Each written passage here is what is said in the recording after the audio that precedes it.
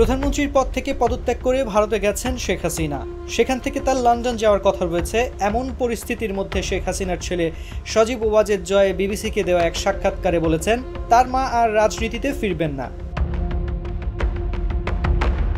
জয় বলেছেন, শেখ হাসিনা এতটাই হতাশ যে তার কঠোর পরিশ্রম করার পরও কিছু লোক তার বিরুদ্ধে দাঁড়িয়ে গেছেন।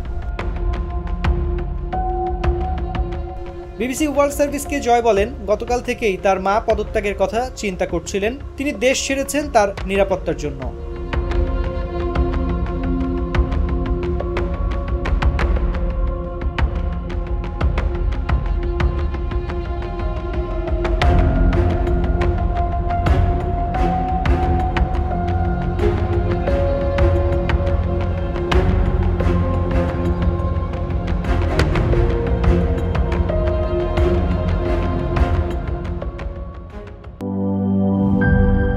Shea butter ও ভিটামিন ই সমৃদ্ধ lily glam beauty soap. Lily, always beautiful.